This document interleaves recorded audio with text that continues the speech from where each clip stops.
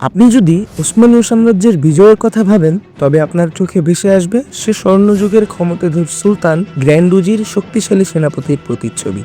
কিন্তু এই বিজয়ের পিছনে সমানতালে গুরুত্বপূর্ণ ভূমিকা পালন করেছে কিছু শক্তিশালী ও দুর্ধর্ষ বাহিনী। আকিনজি ছিল ওসমানী সাম্রাজ্যের অন্তর্ভুক্ত তেমনই একটি শক্তিশালী ও দুর্ধর্ষ বাহিনী। ধারণা করা হয় ওসমান গাজীর সময় তার ঘনিষ্ঠ সহযোগী মিহাইল কোসেস এই বাহিনীর গোড়াপত্তন করেন। তবে সংগঠিত ও কার্যকর বাহিনী হিসেবে আকিনজিদের প্রতিষ্ঠায় এভরোনস বে এর ভূমিকা ছিল সবচেয়ে বেশি। উসমানীয়রা একটি সীমান্ত বেইলিক থেকে খুব অল্প সময়ে একটি রাষ্ট্রে পরিণত হয়েছিল। এর পিছনে আকিনজিদের অবদান ছিল অত্যন্ত গুরুত্বপূর্ণ।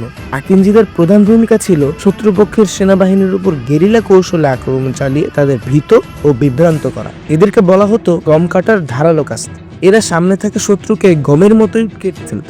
আকিনজি সৈন্যরা হালকা অস্ত্র বহন করত, তাদের ঘোড়াগুলো ছিল দ্রুতগামী ও ক্ষিপ্ত। আকিনজিদের গতিশীলতার জন্য তাদেরকে গোয়েন্দা ও অগ্রবর্তী বাহিনী হিসেবে প্রেরণ করা হতো। এরা উসমানীয় সাম্রাজ্যের নিয়মিত কোনো বাহিনী ছিল না, তবে যুদ্ধক্ষেত্রে তারা সম্মুখ সারিতেই যুদ্ধ করত।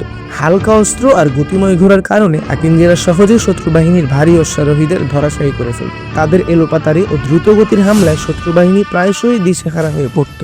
অনেক সময় উসমানীয়দের মূল সেনাবাহিনী আসার আগেই কেবল আকিনজিদের তৎপরতায় যুদ্ধে বিজয় অর্জিত হয়ে যেত। যেমন 1493 সালের করবাভা যুদ্ধে আকিনজিরা প্রধান শক্তি হিসেবে অংশ নেয় এবং সফলভাবে ক্রোয়েশিয়ান অভিজাত বাহিনীকে পরাজিত করে। এছাড়াও ব্যাটেল অফ কসোভা, নিকোপলিস, ট্রেনোমেন, কনস্টান্টিনোপল অবরোধের মতো গুরুত্বপূর্ণ যুদ্ধগুলোতেও আকিনজিদের অংশগ্রহণ ছিল। যুদ্ধের ময়দান ছাড়াও শত্রুর দুর্বলতা বের করা, তাদের বাণিজ্য পথে আঘাত হানা, রাতের বেলা অভিযান পরিচালনা করা, এক কথায় গুপ্তচর বৃত্তিতে বিশেষ দক্ষ ছিল এই বাহিনী। আকিনজিদের নেতৃত্ব দিত মালকো চৌলু, এভরোনস চৌলু এবং মিহাল্লির মতো বিশেষ কিছু পরিবার। উসমানীয় সাম্রাজ্যের বিস্তার ইউরোপের দ্রুত সম্প্রসারণে অন্যান্য অটোমান বাহিনীর ন্যায় আকিনজি বাহিনীর ভূমিকাও ছিল অত্যন্ত গুরুত্বপূর্ণ।